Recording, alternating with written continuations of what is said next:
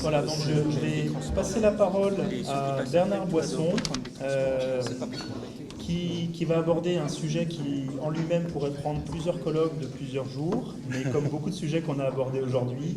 Donc évidemment, ça va être une première approche pour certains et un échange de vision et de point de vue sur l'éco-psychologie, avec un questionnement d'accroche, on va dire, qui est est-ce que l'éco-psychologie donne la suite à François Terrasson? Voilà, je lui passe la parole. Alors, je ne vais pas tout de suite parler de François Terrasson et je ne vais pas me présenter pour dire que j'existe. Je vais plutôt me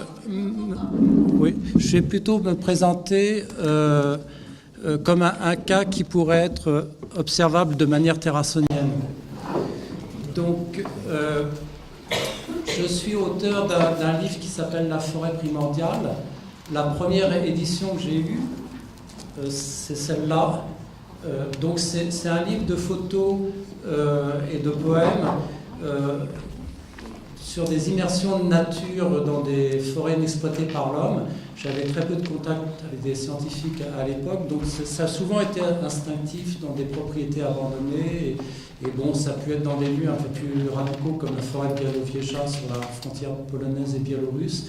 Enfin, disons que derrière mon primordial, j'ai essayé de relever un peu tous les caractères archétypaux des forêts primitives, on n'en a plus, mais de ce qui est proche dans l'expression à travers des forêts qui sont plus primitives. Et alors, pourquoi je vous parle de ça et que je suis un cas observable de manière terrassonienne, c'est que sorti en 1996, ce livre, où est-ce que je l'ai vu apparaître à la FNAC dans les rayons de jardinage. Donc, ça, c'est une manière très concrète de dire qu'en fait, on n'avait pas de culture. Déjà, on était mal parti en France en 1996 dans la culture de la naturalité. Et puis, donc, ça a été réédité en 2008 chez un autre éditeur. Et disons qu'entre-temps, il y a eu une explosion de la culture naturaliste, des photographes naturalistes. Mais ce que j'observe dans la culture de la nature, c'est que cette culture naturaliste s'est développée complètement en bulle cloisonnée et qu'une culture plus officielle, un art plus officiel est resté complètement coupé de la nature. Et là où j'ai eu une déception en 1996, c'est que j'avais quand même d'autres références. J'observais bien que dans la culture nord-américaine, chez les photographes, on pouvait avoir aussi bien des photographes de l'humain que des photographes de nature, et des photographes à la fois de l'humain et de la nature. Et on avait des photographes non naturalistes de nature et qu'on trouvait dans la culture de la photographie. Alors qu'en France, ce que j'observais, c'est que dès qu'on fait une photo de nature, on n'a pas le droit d'être dans la culture de la photographie. Et ça a été radical. J'ai fait l'école Louis Lumière.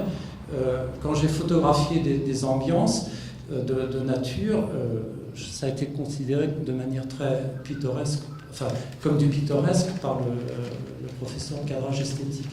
Donc c'est pour vous dire qu'on a vraiment à revenir de très très loin.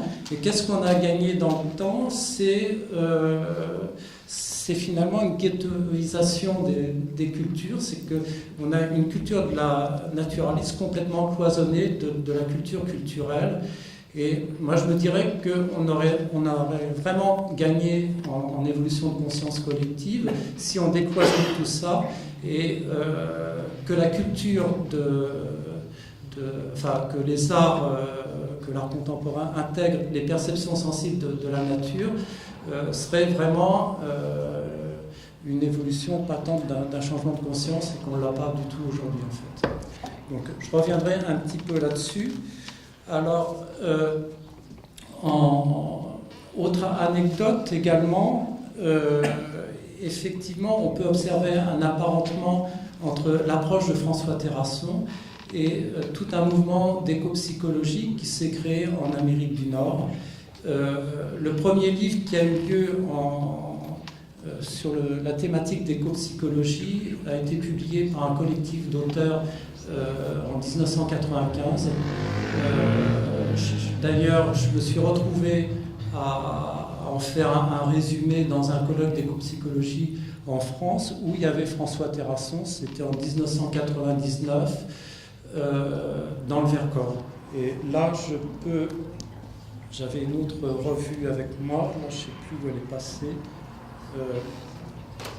une revue qui s'appelle Silence, qui est partie se cacher, qui est très silencieuse. Dans le livre. Ah oui, voilà. Elle s'est cachée sous les papiers. Et donc, il y a eu tout l'acte de colloque qui a été repris en ce moment, plus la façon de voir de François Terrasson sur cette éco-psychologie-là. Et il se demandait, est-ce que ça ne va pas être une étoile filante? Et ça, je trouve que c'est un peu également une autre bonne question qui n'est pas le propre de l'éco-psychologie, c'est le propre un peu de toute la culture de la nature. En France, c'est que souvent, on a un nouveau venu qui croit avoir tout découvert, et puis en fait, il ignore qu'il y a des prédécesseurs qui ont déjà investigué le domaine. Et je suis passé par là, hein, rassurez-vous, hein, donc je ne fais pas que critiquer les autres. On est tous comme ça. Même d'ailleurs tout à l'heure, pour un dictionnaire, il y a déjà un lexique de fait sur Internet par Michel Girand qui va dans ce sens également. Donc c'est un petit peu la difficulté, c'est qu'on n'est pas... On ne fait pas toujours des recherches d'antériorité par rapport à nos investigations et on n'est peut-être pas autant interdisciplinaire que François Terrasson nous le souhaiterait. Donc, alors pour l'éco-psychologie, je vais quand même vous dire un peu de quoi il en retourne. Il a été remarqué que par des gens aussi bien de l'écologie que de la psychologie, que les sciences humaines avaient appréhendé le rapport humain-humain, mais pas intégré tout le rapport humain-nature dans des approches psychologiques, et qu'il y a des destructions de la nature par l'homme qui ont des origines psychologiques, et puis ça peut se visiter sous un autre versant aussi, c'est que quand on a de la nature détruite, de l'environnement artificiel, on est conditionné par ces espaces et qu'on n'a peut-être pas le développement de sensibilité que l'on aurait si on avait un rapport de contact avec une pleine nature. Donc tout ça, c'est étudié par l'éco-psychologie. Alors, je ne vais effectivement pas vous raconter tout de l'éco-psychologie, je vais peut-être te faire une synthèse très ramassée par... une grille de lecture qui est la mienne, parce que c'est un domaine interdisciplinaire très, très foisonnant. L'éco-psychologie, c'est pas qu'une école, c'est pas qu'un auteur, c'est une pléthore d'approches qui peuvent aller baigner dans l'anthropologie, qui peuvent aller baigner dans des tas de domaines. Donc aller déceler des lignes de force là-dedans, c'est quand même assez sport quand on découvre ce sujet-là au début. Alors, vous aviez cité un livre américain qui était un des premiers tout à l'heure. Éco-psychologie. Et ce livre a été fondé principalement par Theodore Roszak, qui est un écrivain nord-américain qui était professeur d'histoire à l'université Stanford, et en collaboration avec deux psychiatres, Alan Kanner et Marie Gaume. Et c'est un collectif d'auteurs de 25 auteurs. Et je pense que le concept d'éco-psychologie, d'ailleurs, il vient les Américains sont peut-être plus forts en néologisme que nous, plus décomplexés pour balancer ça dans la communication. C'est lui qui a été un peu instigateur de ce concept, mais je dirais que c'est une bannière qui reprend aussi des choses qui ont des antériorités beaucoup plus lointaines, hein, qu'on peut retrouver même dans des sagesses ancestrales. Donc c'est un peu une mise à jour par rapport à notre occidentalité.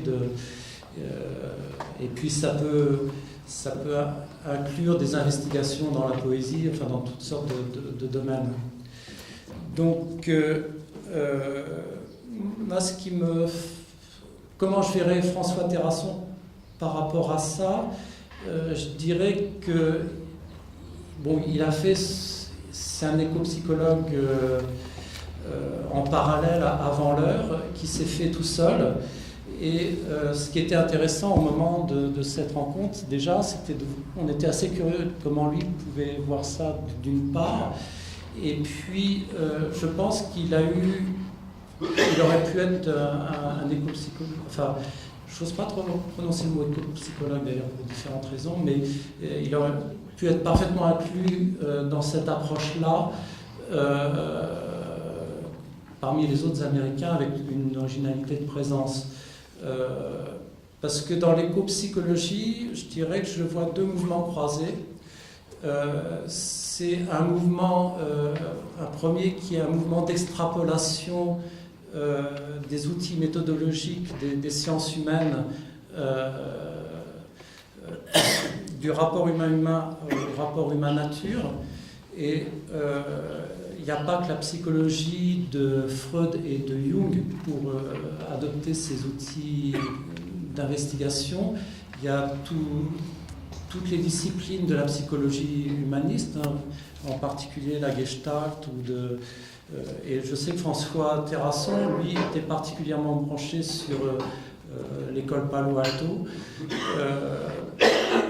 Tout à l'heure, Jean-Claude Génaud a fait mention de Gregory Bateson, que François Terrasson admirait beaucoup et qui est particulièrement à la base de l'éco-psychologie parce qu'il a ouvert toute une vision systémique.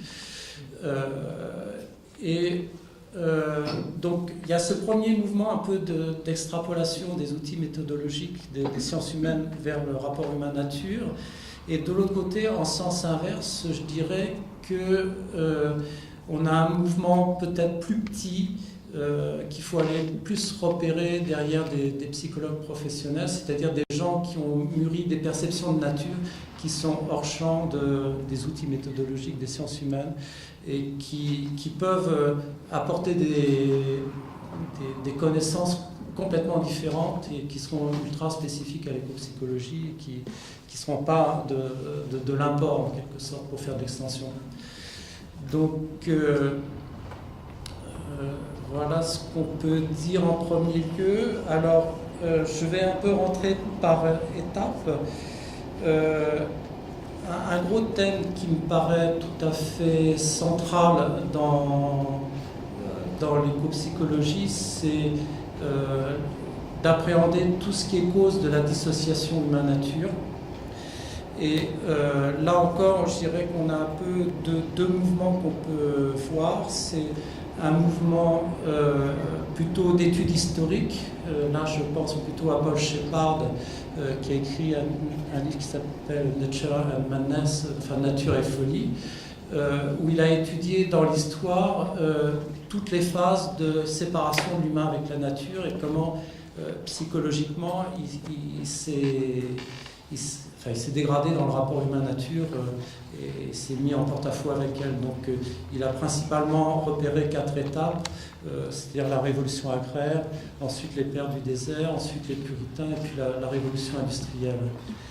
Donc là, ce que je me dis, c'est quelqu'un qui a une vision vraiment très, très, très, très fouillée, hein, c'est pas du n'importe quoi. Et par contre, ce que je me dis, c'est qu'on peut avoir les meilleurs diagnostics du monde sur l'histoire de notre culture, dans l'histoire de l'humanité, et puis continuer à vivre allègrement à côté de la plaque. C'est-à-dire que les diagnostics et ce qui nous guérit, c'est quand même pas la même chose. Je pense que c'est vrai un peu dans tout ce qui est médecine. Et à côté de ça, donc, on a plus des gens qui ont fait de l'extrapolation d'outils méthodologiques. Donc, par exemple, je pense à Ralph Mesner, qui lui a repris les concepts de la psychiatrie, c'est-à-dire la dissociation, la dépendance, l'autisme, et puis particulièrement la schizophrénie, pour montrer les analogies qu'il y avait dans la coupure rapport humain-nature. Mais je dirais même qu'on pourrait presque extrapoler à des choses purement médicales comme l'AVC, où on fait aussi un AVC écologique, quoi. Et donc, c'est encore une investigation, je dirais, assez intellectuelle, pas trop expérientielle encore. Il y a des gens qui s'inscrivent dans ce mouvement-là, comme Harold Searle aussi, qui a fait une association entre la séparation de l'enfant avec les parents et puis la coupure de l'humain avec la nature, qu'il a vu en 3 étapes, c'est-à-dire l'enfant a eu un rapport fusionnel avec sa mère, et puis autrefois l'humanité avait un rapport fusionnel avec la nature. Est arrivée une phase de séparation, donc on la retrouve dans l'adolescence, on la retrouve dans l'humanité. Et puis, il parle d'une 3e phase adulte qui, quand elle est réussie, il l'appelle l'apparentement. C'est-à-dire que c'est une relation un peu dynamique entre la fusion et la séparation. Et puis, il parle d'une autre phase qui est la coupure. Donc là, on est en rupture avec la nature, avec toutes les conséquences pathologiques que ça entraîne. Donc, voilà un petit peu des grandes lignes comme ça qui ont été ouvertes dès le départ. Moi, ce qui me frappe aussi quand je vois des analogies entre François Terrasson et l'écopsychologie américaine, c'est que on n'a pas peur d'intégrer les sentiments négatifs en quelque sorte. C'est-à-dire qu'on est libéré de toute une psychologie plutôt New Age, dans laquelle on est dans la pensée positive. Et aussi bien dans l'écopsychologie nord-américaine que chez François Terrasson, on accepte le deuil. Tout à l'heure, il y a eu un exemple pour avoir le droit de pleurer devant les bulldozers. On intègre le désespoir en écopsychologie, on intègre... Et tout ça, c'est très important parce que si on en est coupé sous la pensée positive, c'est du vital qu'on a perdu. Finalement, on est assez apathique devant ce qui se détruit. Et souvent, ce qu'on observe dans des gens qui ont une pensée positive, c'est qu'ils trouvent un peu leur zone de refuge par rapport aux problèmes de destruction de nature.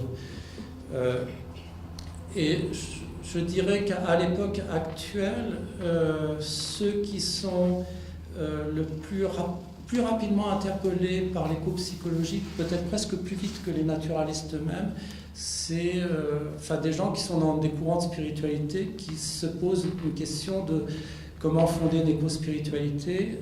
Donc ils peuvent être aussi bien bouddhistes orthodoxes ou d'aucune religion ou de...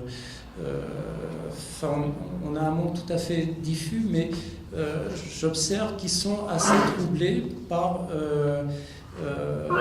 ils ont été un peu dans une programmation de pensée positive, et puis on a le droit d'accepter des sentiments négatifs comme ça.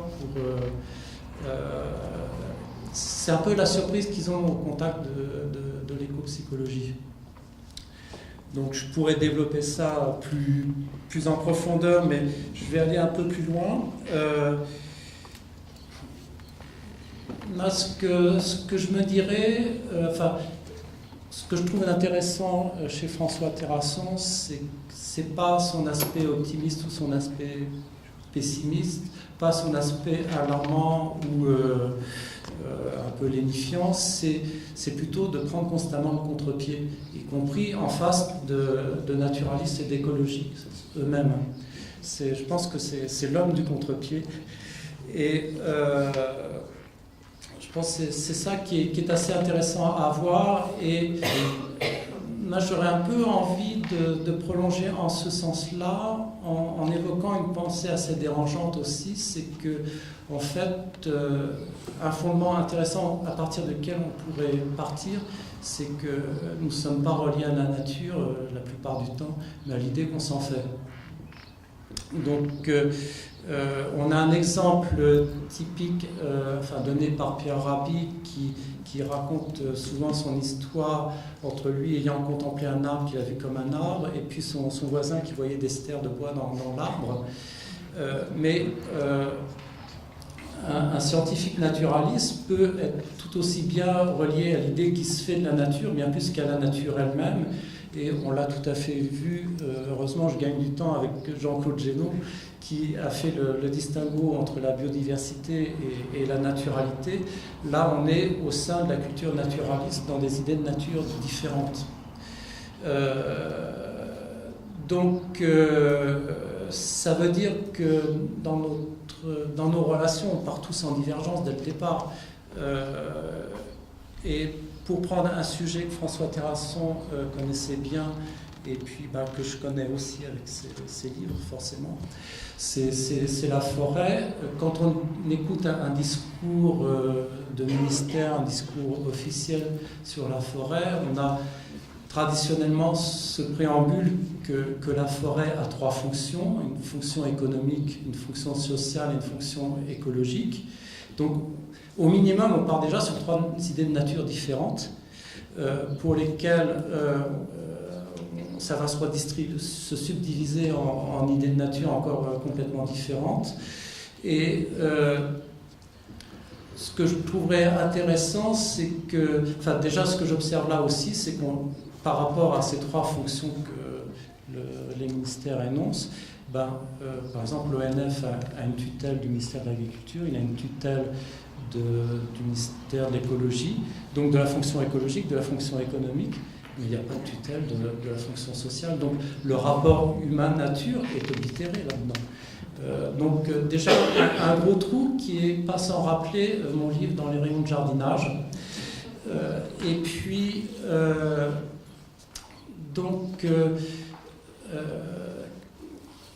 qu'est-ce que je voulais dire en plus après, c'est... moi, ce que je proposerais, c'est qu'à un moment donné, effectivement,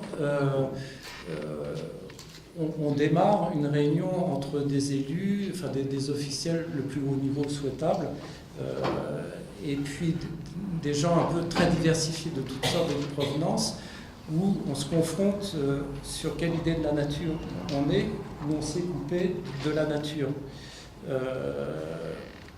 Donc ça pourrait être un peu une première direction comme ça d'échange. Et puis, moi je vous propose un stade plus grave, qui est que maintenant on n'est plus coupé de la nature, mais on est coupé de nos propres coupures. Alors là, pour en revenir de ça, c'est plus dur. Ça peut s'observer à différents niveaux. Ça peut s'observer... tout à l'heure, on parlait de numérique. Je trouve que ce n'est pas tant le numérique qui pose le problème. C'est que quand on était coupé de la nature, en fait, on opposait un milieu naturel à un milieu artificiel. Mais on est passé à un 3e milieu qui est le milieu virtuel. Donc ce n'est pas la technique en tant que telle qui pose problème, c'est plutôt le type d'espace dans lequel on rentre. Et moi-même, je suis aussi un photographe qui est passé de l'argentique au numérique. Et comment j'ai vécu ça aussi, je vois que déjà, pour en revenir simplement à la coupure, c'est pas la technique en tant que telle qui m'a interpellé, c'est plutôt la façon de l'utiliser. C'est-à-dire quand on a un petit compact qu'on photographie en tendant les mains comme ça, en général, on cadre son sujet, et je crois qu'on cadre l'idée qu'on se fait du sujet. Mais quand on est avec un appareil photo, qu'on s'immerge dedans, et qu'autrefois on se mettait dans le noir dans une salle de projection, on passait au projecteur diapo les images, on s'immergeait dans l'image. Donc on était beaucoup plus dans la nature matricielle, enfin on avait possibilité de l'être, même si mentalement on dérapait, c'était quand même des conditions un peu plus favorables. Donc je pense que c'est pas la technique qui pose problème, c'est la façon dont on l'utilise. Et je fais de la réalisation audiovisuelle aussi, et là, c'est pareil. Moi, j'ai l'impression de faire une symphonie avec une calculatrice, maintenant avec un logiciel audiovisuel. Et ce qui pose problème, c'est que le logiciel il est mis à jour tous les 3 ans. Et si en mode artiste, je me compare à un violoniste, le violoniste, il devrait changer de violon tous les 3 ans parce qu'on lui a changé les cordes, les notes sont plus au même endroit. Donc pour moi, c'est plutôt ça le problème. Et ça me fait perdre du temps dans la maturation de la perception, ça me déconcentre. Donc c'est un petit peu dans ces directions-là, je crois qu'il faut se poser les questions de coupure. Alors, dans la coupure de la coupure, on peut voir autre chose également. Moi, ce qui me frappe, c'est le rapport au temps aussi. On est dans une fracture temporelle de plus en plus déchirante. Et j'aime bien opposer le mot timing et tempo. D'abord, le timing, c'est le temps de l'argent. Il nous vient vraiment quand même du monde financier anglo-saxon. Le mot tempo, il nous vient plutôt de la musique et des Italiens, qui, comme par hasard, ont été un peu les leaders dans l'éloge de la lenteur. Et le tempo, je trouve qu'il s'accorde mieux à la nature parce qu'il intègre mieux le temps de résilience. Il intègre aussi mieux le temps de maturation humaine et que pour avoir des actions justes, il faut aussi intégrer le temps de maturation humaine. Et puis, dans le temps de maturation humaine, il y a 2 temps. Il y a le temps individuel et la maturation collective est toujours beaucoup plus lente que la maturation individuelle. Et on est dans une époque de grands déchirements, de grandes déchirures entre le timing et le tempo. Et ce qui est le problème, c'est qu'on n'arrive même plus à entrer en communication avec des décideurs quand on est dans de la maturation longue, quand on est dans de la maturation de perception, quand on est dans de la maturation surtout qui amènerait à du changement de conscience sur le plan du paradigme. Parce que c'est encore facile d'être concis pour amener des idées en prolongation d'idées précédentes dans un même paradigme.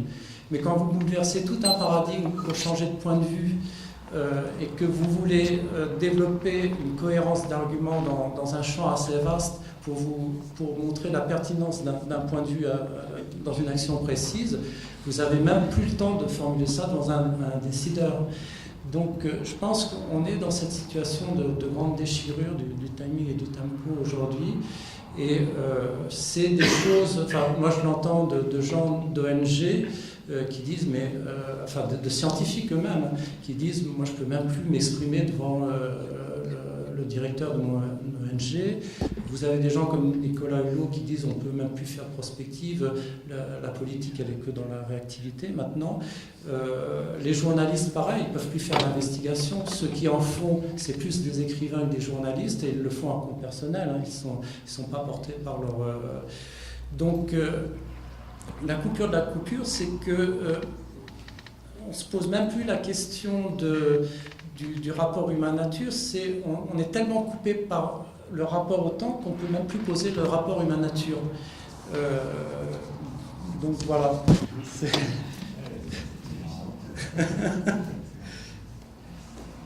Et puis dans la coupure de la coupure également, enfin dans la coupure simple, qu'on pouvait avoir autrefois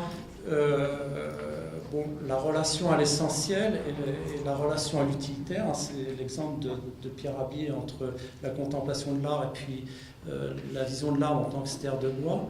Et maintenant, on est dans une dynamique de profit pour le profit. Donc cette dynamique-là s'est coupée de la conscience utilitaire, qui elle-même s'est coupée de la nature. Donc on est encore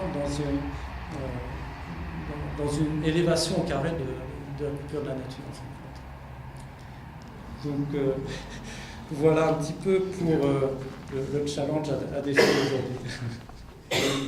Merci beaucoup Bernard. on sent bien qu'il y a énormément de fils à tirer sur cet exposé et ce constat. Mais alors j'ai pris quelques notes sur des mots-clés. Tu parlais de vision de la culture au début de l'intervention et de décloisonnement en fait, entre la nature et la culture.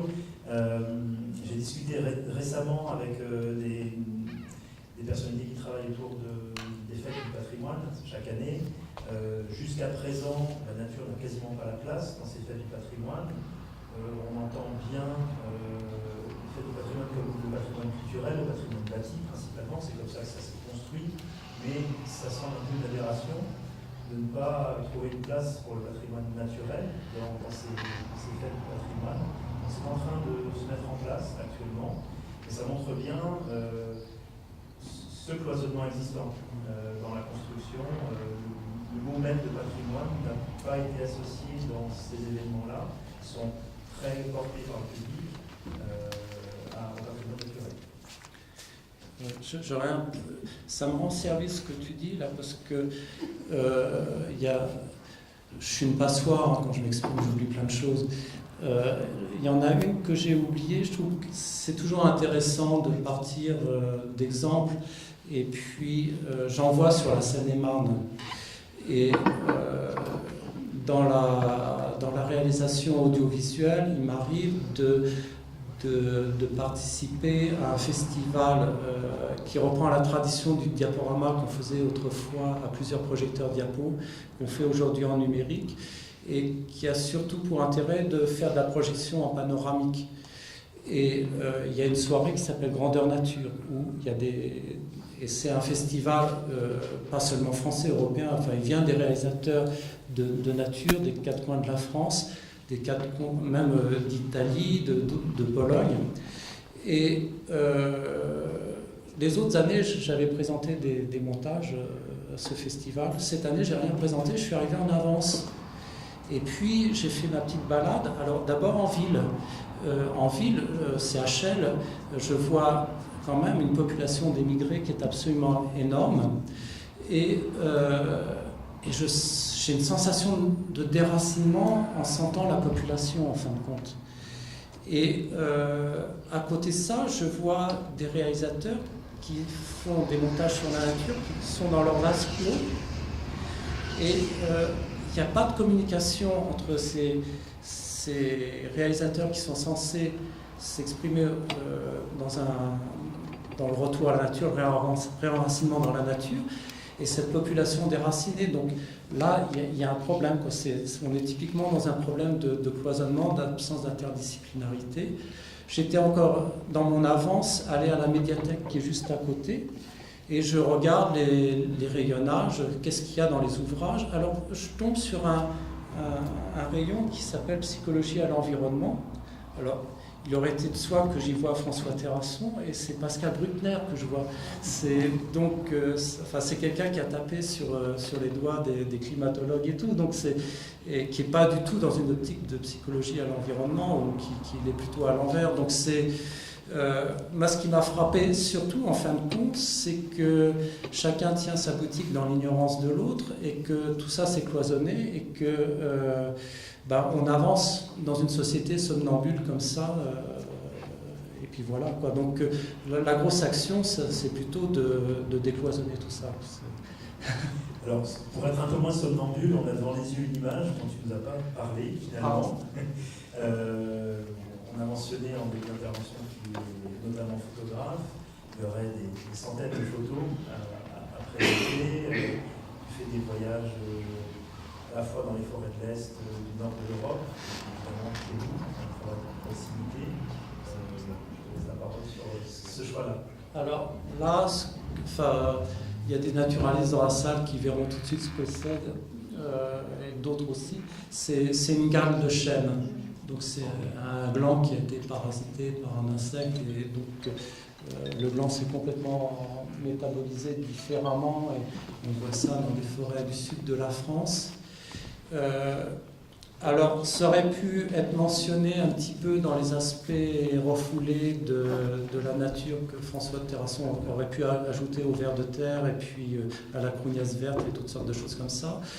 Mais je l'ai un peu vu autrement. Je l'ai vu par rapport à cette notion qu'on n'est pas relié à la nature, mais à l'idée qu'on s'en fait. Mais je crois qu'en préalable de ça, on n'est pas relié au progrès, mais à l'idée qu'on s'en fait aussi. Et l'idée qu'on se fait de la nature, elle est complètement en contre-type de l'idée de progrès. Et en fait, je crois que le progrès, on n'a pas un progrès réel, on a une gale de progrès. C'est-à-dire un progrès qui a complètement été parasité, métabolisé et déformé de ce qu'il aurait été, comme le blanc aurait pu être sans son parasitage. Donc on part d'une vision fausse du progrès pour développer une relation à la nature qui forcément en culbute devient fausse. Mais qui n'en est pas moins très joli, hein, le progrès. Voilà, donc il y a plusieurs lectures. Merci beaucoup. Tu veux rajouter quelque chose ou on peut échanger avec la salle? On peut échanger. Je sais qu'il est chaud, je sais que la journée a été très longue, mais si vous avez quelques questions, quelques réactions. Oui. Non, je vais parler des programmes de l'UNESCO concernant Hommes et biosphère. Concernant la nature et concernant, par exemple, pour la Martinique, on est en train de classer la forêt martiniquaise actuellement. Surtout la partie montagne pelée, c'est conséquence, la forêt martiniquaise, et certaines parties de la Martinique qui ont des types forestiers différents. Oui, alors je vais parler des programmes de patrimoine de l'UNESCO, patrimoine naturel. Alors actuellement, je suis en cours pour la Martinique, pour la forêt martiniquaise et pour surtout toutes celles qui entourent la montagne pelée et les principaux massifs qui sont à côté d'eux. Et donc, pour ma part, en tant que botaniste, je suis en train de démontrer que en Martinique, on a un certain nombre d'espèces qui n'existent qu'en Martinique, donc on appelle les espèces endémiques strictes de l'île. On a d'autres espèces qui sont sur la Martinique et une île voisine, puis la Martinique et deux îles voisines, et on arrive quand même à je dirais, sur plus de 1000 espèces possibles en Martinique, on arrive à un petit 2% d'endémisme pour la Martinique et les trois îles autour. Donc, si vous voulez, moi, c'est l'apport que je fais en tant que botaniste. Mais il y a des entomologistes qui font des remarques semblables pour des papillons ou autres insectes. Il y a naturellement les volcanologues qui nous expliquent que le volcan Montagne Pelée est quand même s'il appartient à une famille de volcans antillais qui ont des caractères communs, ce volcan de la Montagne Pelée a quand même ses caractéristiques par rapport aux autres. Alors, ce qui veut donc dire que, finalement, si on pousse un tout petit peu, on pourrait dire que chaque petite île des Antilles mériterait son classement dans le patrimoine naturel, dans les patrimoines naturels de l'UNESCO. Alors maintenant, question, effectivement, quel rapport avec notre colloque aujourd'hui et tout ce qu'on a dit aujourd'hui. Donc, il y a quand même, je vois bien en discutant avec différentes personnes qui ont participé à une réunion en octobre dernier, l'aspect psycho a aussi émergé. L'aspect humain a de nouveau émergé. L'aspect ethno, l'usage des milieux, l'usage des plantes a aussi émergé. Ce qui veut donc dire que finalement tout se tient et peut-être qu'à partir de cela, on peut réussir à définir un milieu, l'intérêt d'un milieu, une nature particulière à chaque région du globe, et permettre quand même que l'on parle enfin nature, même à l'UNESCO. Merci Claude. Y a-t-il d'autres interventions? Oui. Oui, c'est un peu un témoignage, puisque j'avais rencontré François Terrasson dans les années 70. Et je peux dire qu'en effet, son intérêt pour la psychologie a été déjà prononcé. Je suis d'origine américaine, j'ai fait mes études de Palo Alto, et j'ai souvenir d'échanges avec lui sur cette école, sur les livres, et où il notait les titres en disant « je crois que ça va m'aider dans toutes mes affaires ». Et j'ai cru comprendre qu'il voulait dire sur titre personnel et professionnel. Donc il était réellement ouvert à tout. Et bon, de mon côté, j'étais une véritable marginale. J'étais vacataire justement au laboratoire de sociologie rurale du CNRS. Et c'est moi qui l'avais repéré dans le monde et je l'avais fait venir. Et on avait fait quelques séjours en Creuse. Et donc la préoccupation, c'était le milieu agricole. Et on avait fait une proposition de recherche. Donc lui, il a amené son équilibre, son échelle d'équilibre biologique. Moi, je devais faire des enquêtes psychosociaux. On était modeste, j'étais modeste là-dessus. Et on voulait travailler avec des sociologues dans les observatoires partout en France. Et ça avait suscité un certain intérêt, mais ça n'avait pas été accepté. Donc c'est le crève-cœur pour moi, évidemment, depuis. Et j'ai fait un tout autre chemin. Mais j'ai vu que lui, puisque les sciences humaines se sont pas ouvertes à lui, eh bien lui, il a tout fait lui-même, en gros. Et je trouve ça admirable. Voilà. Merci. Alors, pardon. Qu'est-ce qui a empêché que le projet se fasse? Ça vient du plusieurs, vous aviez... Les questions de financement et le fait que je n'avais pas de papier. J'étais vraiment marginale. Je n'avais pas de papier. Mais c'est dans le cas du muséum? Non, c'était au CNRS. C'est à Nanterre. Alors c'est bien. À Nanterre. Hier, alors là c'est... Bon, j'ai bien fait de pas passer le micro. Bernard voulait simplement rajouter un petit élément. Quand l'esprit se relâche, les idées remontent souvent. Et j'ai fait un petit oubli aussi un petit peu par rapport à la cohérence d'ensemble que je voulais dire, c'est que quand on étudie la coupure de la nature, je pense qu'on a pas mal un peu de diagnostics ou de choses pour identifier ça. Pour identifier la coupure de la coupure, voilà, j'ai un peu un blanc. Et ça pose un peu un problème quand on n'identifie pas une pathologie, parce que c'est là où elle se balade le mieux, quoi. Par contre, je vois les solutions qu'on donne dans une société qui est coupée de sa propre coupure, et je trouve que ça a des petits airs de ressemblance aux conseils qu'on donne aux gens qui sont victimes de perversion narcissique. C'est-à-dire qu'on les invite soit à prendre la fuite, soit à se liguer pour chasser l'intrus qui est pervers narcissique dans une entreprise, par exemple. Donc, je pense que nos solutions ressemblent à ça actuellement. Et prendre la fuite, moi je le verrais, je vais peut-être être un peu brutal, dans tout ce qui est permaculture, ville en transition, l'écologie colibri, si on se suffit de ça. Alors, je pense qu'ils sont un peu plus ouverts que ça, mais le danger, ça serait de s'en suffire, parce que on peut faire un peu comme Montaigne, cultiver son jardin, et puis et à côté de ça, il y a des tas d'espèces qui disparaissent, des écosystèmes forestiers entiers qui disparaissent. Donc la prise de fuite, finalement, c'est de se réfugier à son niveau, et puis de perdre une présence citoyenne sur tout ce qui est à grande échelle, qui est à l'échelle des multinationales. Et c'est vrai que la biosphère, le climat et les grands écosystèmes, ils sont plutôt sur le même niveau d'échelle que les multinationales qui sont au-dessus de nos têtes. Donc prendre la fuite, c'est ça que ça... Le danger, c'est avec une écologie colibri, la vivre comme fleurir sa chaloupe dans le grand naufrage alors que des espèces disparaissent.